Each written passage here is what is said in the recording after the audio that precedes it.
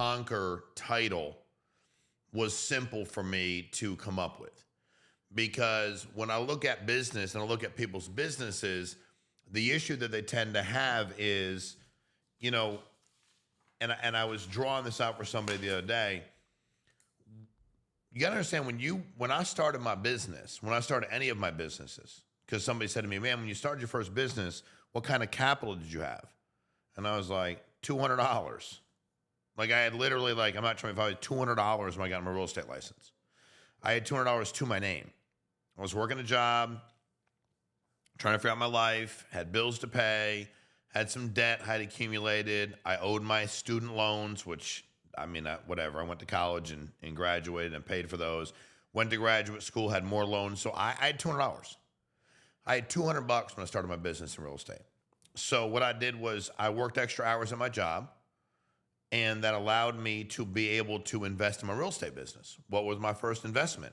I went down to the RE/MAX office in Connecticut, did my interview, and this is when I realized that I knew most folks wouldn't compete. The lady that was in charge brought us all in and did like this pitch on why we should join RE/MAX. I already had my real estate license, or I was just about finished. You know, I don't think I even had to let them know what broker I was going to use. Like, I didn't have my license yet. I was just about finished. And she did this meeting and said, we have two options when you join RE/MAX at that time for her office. You could get a 55% commission with zero fees every month. So you could use the office, no desk fee. You didn't have to buy any leads. When you made a sale, they took the money out of your out of like the marketing, whatever. Believe me, they still took it out of some money out of your commission check, but you didn't have any reoccurring desk fee, they called it. Or you could have a 95% commission and an $800 desk fee. And I remember the meeting got done, and I thought to myself, well, nobody will take the 55%. There's just no way. And I said to her, I said, hey, listen, I'm obviously going to take the one where you pay the $800 for 40% more. And I said, if you don't mind me asking, did everybody take that option? She said, to be honest with you, you're the only one that did. And I said, well, what does that mean? She goes, you're the only one that believes in yourself. Why would anybody give up 40% when the average transaction here, average commission check, because if you're getting 6%, if you're getting half, and your co-broker is 3%, I mean, the houses on average were $250,000, $300,000. Even if it's a $200,000 house, that's $6,000. I mean, 40% of that is pretty significant. It's a little under $3,000. Like, that would have paid your desk fee for, 4 months almost. But I'm like, yeah, but I plan on making sales. And I remember, she said, most people get their real estate license and don't plan on making sales. And that's when it hit me that I was going to be a very successful entrepreneur. I took my money I was making every week in my job, and I put it back in my business. I bought leads, paid my $800 desk fee, and I worked overtime at my job. And I was doing all that because I wanted to get free from my job. I didn't want to be tied or bound to my job. Like, I didn't want to be stuck. And at the end of the day, what's amazing is I still see see people fighting the same battle today.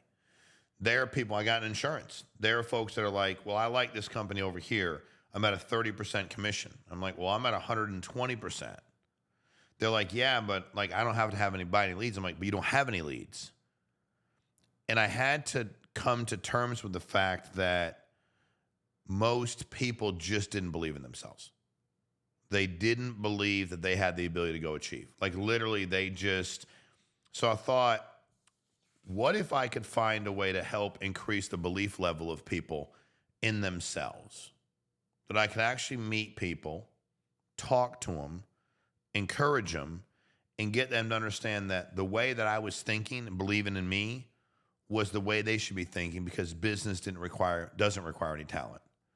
So you're going to find there are a few people come along in our lifetimes, and they're geniuses. They're brilliant. They happen to be businessmen and businesswomen as well, and they create something. You get a guy like Elon Musk who walks in the door and he just creates something. He's super smart. He surrounds himself with really smart people. He has those conversations, and they create things that weren't here before they were. Or they make such dramatic improvements to things that were here. It's almost like it's a new concept. and they're 0.1% of the people. That's probably a conservative number. It's a lot less than that. Then there's the rest of us. Some of us smarter than others, but at the end of the day, we're not creating, we're not developing, we're not sitting somewhere in our basement going, wait a minute, I came up with a new idea that nobody ever came up with. Even some of the business concepts that were created, I'll never forget when I was talking to the founder of Home Depot, one of the founders, Arthur Blank, a long time ago, and I said, like, I was just listening to him talk in a meeting, and it was like, he wasn't saying, oh my God, I'm brilliant. What he was saying was, I can't believe nobody was doing what we were going to do. Like, he couldn't fathom that people were going to their local hardware store. These items were being marked up so much, it was crazy. And that he was going to do a big box store model, buy things in bulk, sell them for much cheaper, give the consumer a better experience, teach them, empower them to do some of the work on their own, but give them access to things for home improvements and new construction and lawn and whatever at a much cheaper price. When we talk about it, nobody's like, oh my God, that was so brilliant. Or, you know, have you ever said like, Uber's so brilliant? Like, no, you've said, damn, like anybody could have thought of that. Yeah, anybody could have thought of it. But would most people have fought the battle? If you listen to these guys and these girls and their stories, there was a lot of adversity early on in their businesses. When you look at the litigation Uber dealt with right off the rip, taxi companies, municipalities, most people would just have crumbled. You know, I'd heard Arthur Blank talk about some of his couple of his partners didn't even want to stay. They wanted to be bought out. They were working too many hours and weren't making any money. But that's lack of belief in themselves, right? Because there are so many different ways to do the same thing. Business doesn't require this talent. And I keep having this discussion with people that are doing branding and marketing. And they always want to tell me, well, you've had all these successful business exits. You built all these successful businesses. You've made a boatload of money because of your skill set. And I'm like, no, I've outworked everybody. I love adversity. I deal with it. I don't back down from anything ever. I'm always getting better at what I do.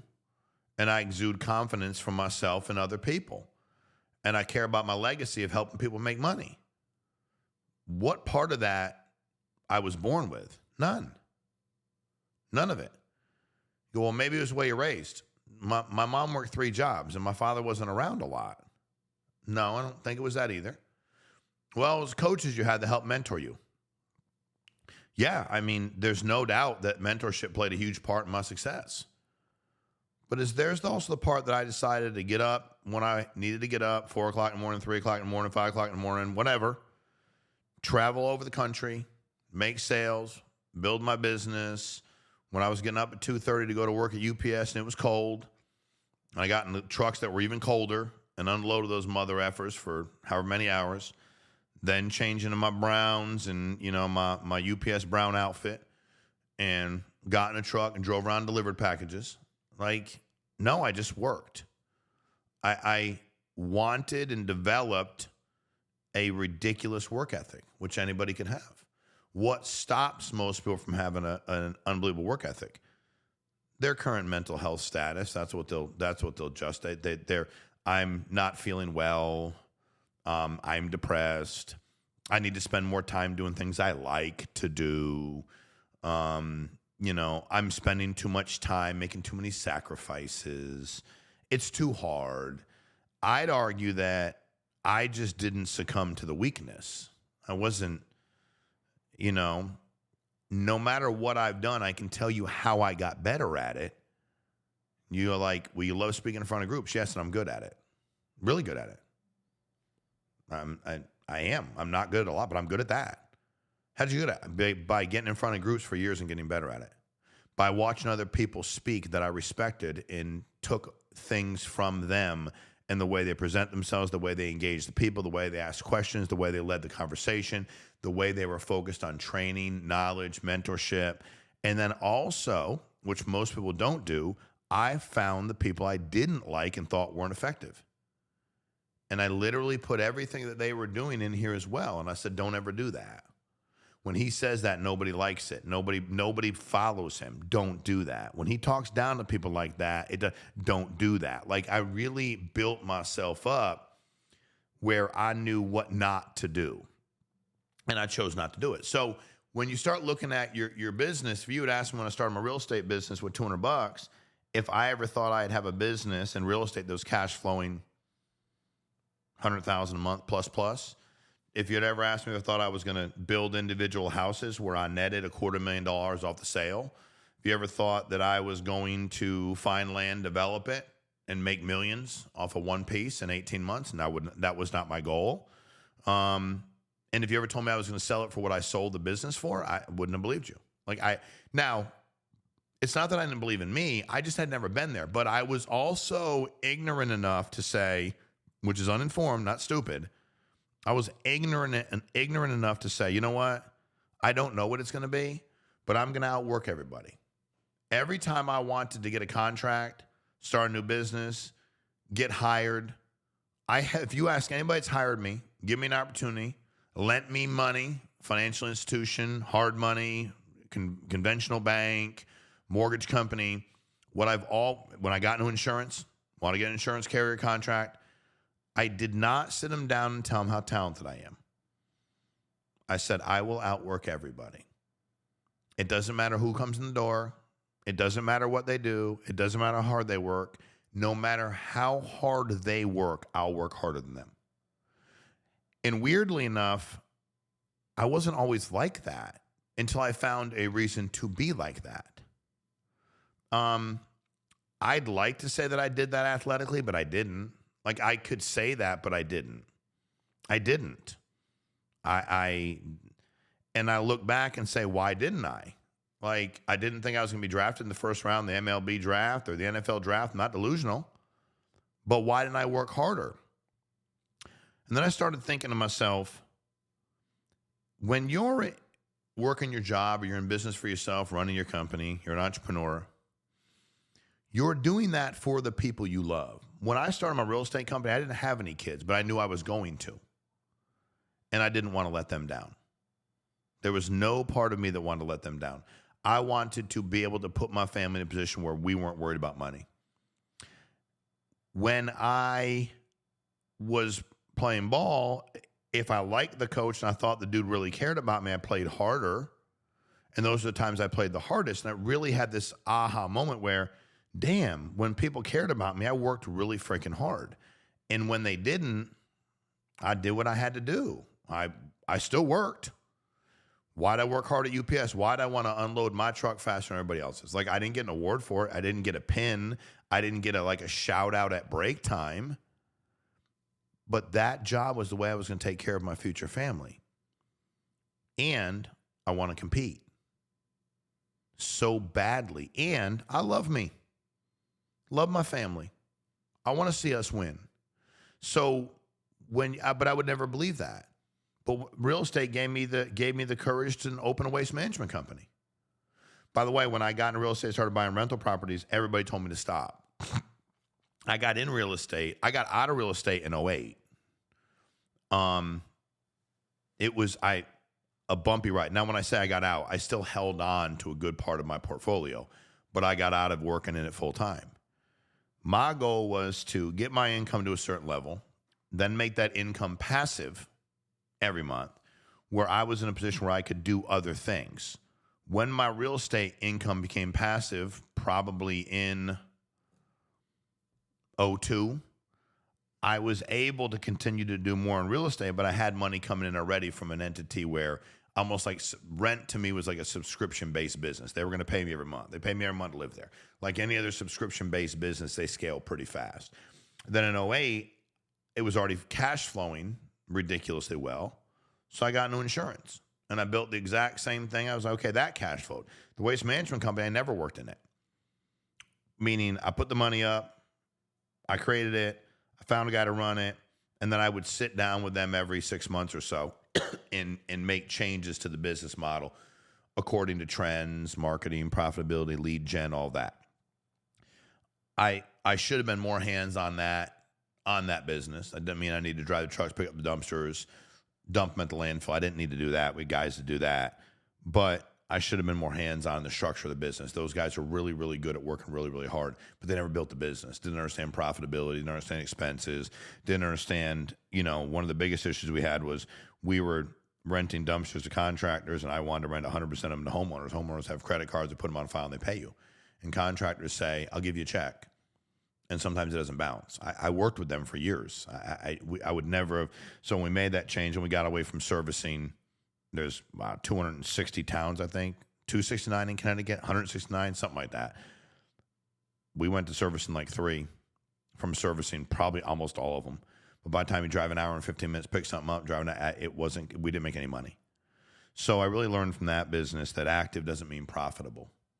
And when I looked at the big national companies and saw the amount of dumpsters they had, and a lot of them were sitting, I realized active isn't profitable. But I would have never built, and I sold it. And people said, you'll never sell it to one of the big companies. Yes, I will. I fixed it. I made changes. We made it profitable. Called around. I built good relationships with people. Sold the company. I did the same thing with the life insurance business. But I started real estate with $200. I had money when I started the waste management company, and I had money when I started with the insurance company as well. But we didn't make any money. I didn't make money in waste management for over 2 years. You go, well, that's stupid. Okay, well, I sold mine, did really well. I didn't make money in insurance for a couple of years. That's stupid. I sold it for a lot of money. So I don't know that that's stupid. I think that's where my initial meeting with Remax is exactly why I've always done well and why most people have watched me do well. Because they won't take on that risk. They are afraid. How can you compete with me if you're afraid and I outwork you? You can't. It doesn't matter who your mommy and daddy are. It doesn't matter how nice your clothes are. It doesn't matter what school you went to. You can go to Wharton School of Business. You can go to Columbia. You can go to Harvard. I went to ECSU. I will still literally steamroll you in business. You have no chance. None. Because I'm not afraid, and I'll outwork you. See, that's the problem when you get into the real world. The good news for people that are truly grinders when they get in the real world is they can dominate. And I could go back to so many different times. By the way, all 3 of those businesses, my accountants that I used a different one the first time, the waste management and the insurance. Each time my accountant told me before the 2 that I should stop. Each time. First one, different accounting firm. So, and I'm new to business. I didn't know they were just like more of a small mom and pop show. They could never handle my accounting. Now they're good people, but they'd be in way over their heads. They wouldn't be able to handle a private jet, aviation, a yacht. There's so much to all these different things, and the things I'm into, they couldn't begin to even fathom them. But I didn't listen. My attorney, when I started a life insurance distributor, told me to stop. My attorney that I handled the waste management told me too. He said, I wouldn't take this battle on. I think it's going to be a problem for you. I didn't listen to them. They weren't running a massive business. Why would I? And I think that's when I learned that, for me, I was just going to be successful. And you have to ask yourself, not do you have that in you, because you do. Do you want to access it? Question isn't do you have it, it's will you access it? Question isn't can you do it, it's like will you do it? Will you put yourself in a position to access those abilities to go be insanely successful? Because the lie that society tells us is the same lie that guys tell me when they want to help me market, or you need to write this book, or you need to talk about the talent you got, Sean. You mean the fact that I ain't afraid and I outwork you? I don't know if that's a talent. And the problem is that's the biggest lie we tell ourselves. We complain. I heard it growing up. We complain about why we're not able to afford things, and we come up with reasons why. He's just really good. He's kind of like full of crap, so he's a good salesman. You know how that works. Oh, that guy doesn't care about his family at all. That's why I know, but he doesn't care at all. That's why that guy, I would never want to be in business like that. I would never want to be able to do that. That seems like it's really stressful. I know a lot of people that were broke growing up, and I know a lot of people that are still broke. And I worked as a social worker for 14 years. My boss asked me one day, what do you think the biggest issue we're dealing with? Why are these kids being neglected? Why are they being abused? What is the single biggest issue we're dealing with? And I said, financial. Financial. Doesn't mean there aren't problems in every home. Of course there are. I said, but you start talking about the neglect. A lot of it is they don't want to neglect their kids. They don't have any money. There's also people that are involved in things that are illegal because it's the only way they had to make money. I've met some really good people. I'm like, dude, like, why do you do that? Like, I gotta feed my family. You're like, well, he shouldn't sell drugs. Okay, I got it, bro. But like, he doesn't see any other way. Nobody's ever shown him another way. And his kids need to eat. I'm not condoning it. I know it's illegal. I know it's dangerous for the kid. I get all of that. But at the end of the day, the root of a lot of our problems is finances. Being rich does not make you happy.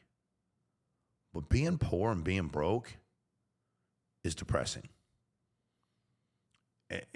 It's depressing. It's emasculating when you're a man because you do want to take care of your family. I think most men do that. I just think that's how I'm not going to, how I was raised. I think that we have an obligation. And I think when you can't do that, it really, really tears you apart. That's male or female, you know, single mom, single dad, married couple. But I think you have to ask yourself, if you are in business for yourself, if you are in sales, I see a lot of people that jump from opportunity to opportunity to opportunity to opportunity. Problem is, everywhere you go, you are there. You know, so I mentor a lot of people, and like, I don't understand. I'm like, you've been at 5 different places. You've had success at none of them. When can we talk about you? I'm not being rude, but when can we talk about you? Like what you need to do better? When can we speak about what you need to change? When can we talk about what you need to do? When? Because at the end of the day, it's you. I didn't jump from industry. I went into real estate when it finally made me very successful passively. I wanted to put my activity into something new to build new passive income. And then in waste management, I was able to say, I want to go into life insurance. Like I wanted to keep doing that. Why would I not? I enjoy it, and I was helping people. And again, I picked products everybody had to have. So when you start thinking about yourself and where you're going, ask yourself, if I called you up today and offered you a position, I don't care, selling anything, and said, here's the deal. You get 55% of your sale. Let's say the average sale is $2,000. You get 55% of it. Or hell, let's use 1,000. You ain't getting rich overnight. $1,000 average sale. I go, you want to make $550 or $950? But the $950, you're going to pay a monthly fee of $800. You can sell that. You can do that $950 as many times as you want. 20, 30 years later, the answer for most people is still going to be, I'd take the 55% and no fee. Which means if it's not that way for you, you're going to win. When I got my insurance license, the guy that hired me said I need to drive to Syracuse, New York, then I drive to Burlington, North Carolina. There were 12 of us. The other 11 were like, I'm not doing that. 2 of them went to Syracuse with me, so it was 3 of us total. And then they wouldn't go, none of them would go to North Carolina. Now, I was in North Carolina, like, you need to go ahead and pay for this train and go to Tennessee. Done. I believed in me. I believe in me. And that opportunity allowed me to build my most successful business ever. So I think that you got to ask yourself, people always say, well, I'm risk adverse. I'm like, yeah, because you don't believe in yourself. You take risks all the time on things that seem like, you know, I'll find people that were, I was in a meeting the other day, and this kid's a professional boxer, or he's a fighter. I don't know, he's not a pro. I'm sorry, he's an amateur. And I'm like, what are you more afraid of, getting punched in the face or dialing the phone? Dialing the phone. So what does he need to do? Well, he needs to take the damn attitude he has when he's fighting and do that on the phone without fighting people. He's fearless there. Why? He's competent. Why is he competent? He's probably pretty good. What's he got to do here? He's got to get good at it. That's the problem. We take something we're good at.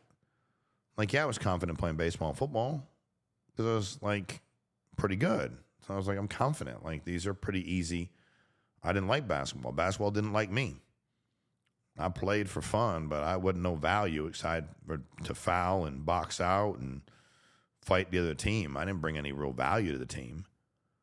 But you have to understand that everybody's got something that they attack aggressively with minimal fear.